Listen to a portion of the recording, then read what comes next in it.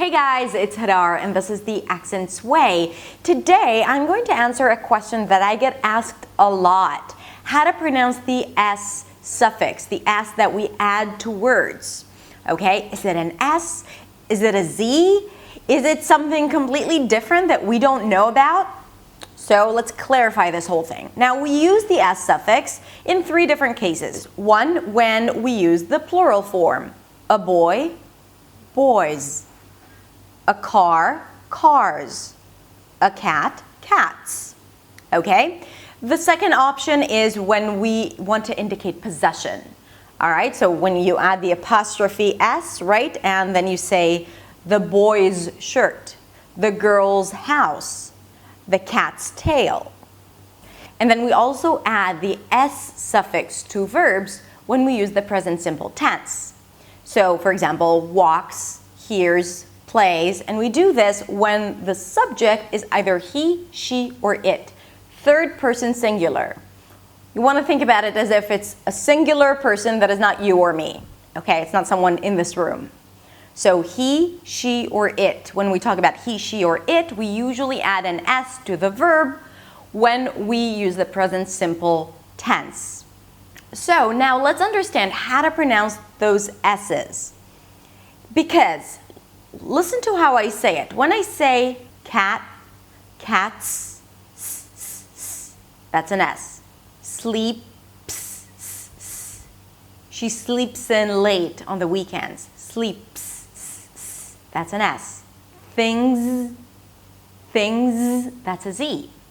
And then when we want to add the plural form to the word bus, buses, we add is. So we added a vowel now. So yes, there are three options to pronounce this S. Z, is. First of all, let's talk about what's the difference between an S and a Z. So to create the S and Z sounds, the tongue goes up and almost touches the upper palate and the air passes between the tongue and the upper palate, creating this really tense friction sound. Now if you place your hands here, and then you try Z. So you want to feel vibrations here because the vocal cords are vibrating for the Z sound. If you don't feel vibrations, then you're probably still pronouncing an S sound. So let's practice it together. Z. You want to feel a difference here, and to hear the sound changes. Z. Now here's the thing. First, I'm going to give you the official rule, but if you stick with me, I'll give you Hadar's rule, which will make everything a lot easier and much more intuitive. So the official rule says that when the S suffix appears after a voiced consonant or after a vowel, it's pronounced as a Z. A voiced consonant is a consonant that is produced when the vocal cords are vibrating. So some consonants are voiceless, for example, S, P, K, Ch. Right? That it's just air coming out, and other consonants are voiced. V, G, J, M. All right, these are all voiced consonants. The vocal cords are vibrating, just as the S is voiceless, S, and the Z is voiced. Z. So when a word ends with a voiced consonant, for example, bag, and then we add the S suffix, it's bags. Thing ends with an NG, that's a voiced consonant, things. Play ends with a vowel, plays. See, sees. Bag, bags, right? It ends with a Z. When the word ends with a voiceless consonant, then we add an S. Sleep, sleeps. Walk, walks. Back, backs. Bet, bets, right? It's an S sound. Now look, I am not expecting you to start analyzing your consonants, whether they're voiced or voiceless, in the middle of a conversation. Hey, did you bring that hat? Sweet, a T is a voiceless consonant, hat. So this is why I came up with this really cool and simple rule. So here it goes. Always try to make a Z sound. Okay? always go for a Z. If we have words with consonants at the end and then we need to add an S or a Z and you're not sure which is which, just add a Z sound. If it's not supposed to be a Z, it's going to come out as an S anyway. So here's the thing, English doesn't like it when there are two consonants, one after the other, when one is voiceless and the other one is voiced. So to say something like sleeps is almost impossible, especially when it's at the end of the word. So in this case, when I try to add a Z, it changes the root. So all of a sudden it's going to sound like sleeps.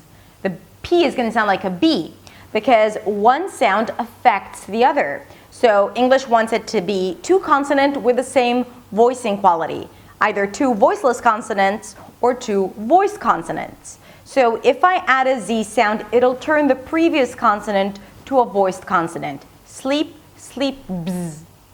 Walk, walks, right? If I add a Z sound, if I insist on the Z sound, it will change the root of the word.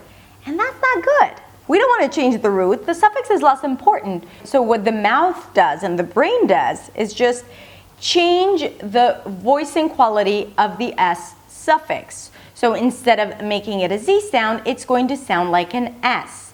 Sleep, sleeps. And then it's very simple to pronounce. Walk, walks.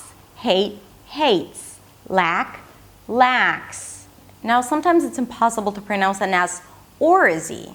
And that happens when the word ends with either a S sound, Z sound, sh, or zh. So when the S suffix is pronounced right after a consonant that is very close to where the S or the Z is located, for example, let's take the word couch. And if I try to add a Z to it, couch, it's impossible. I need to indicate that there is another suffix there, another sound there, and to do that, I should add a vowel. Couch, couches. Bus, buses. Boss, bosses. So we actually add an I sound and a Z. Is. Okay? So when the S appears right after a sh, zh, z, ch, these very similar consonants, then we add a vowel in between. Now again, you don't need to memorize it. You'll see that it's impossible for you to add this S or Z suffix after these consonants, right? Pass, pass, impossible. It doesn't sound like I added anything, right? And this is why we need to add the vowel. Passes, couches, garages, and bosses. So let's turn all this nice knowledge into action and write in the comments below 3 words. 1, when the S suffix is pronounced as an S. 2, when it's pronounced as a Z. And 3, when it's pronounced as is, as in buses. Okay? And if you're feeling really creative, then actually create a sentence for each of these words. What do you think? Let's see what you got. Thank you so much for watching. Please share this video with your friends if you liked it. I feel like I was just spitting all over the space here. Thank God no one's here and it's just me. Have a wonderful week.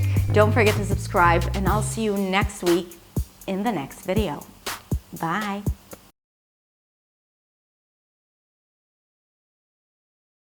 So since I'm not expecting you to analyze, so let's turn all this nice knowledge into action. So click the link below to download the practice sheet and audio I've prepared for you with the different pronunciations of the S suffix. So it's really worth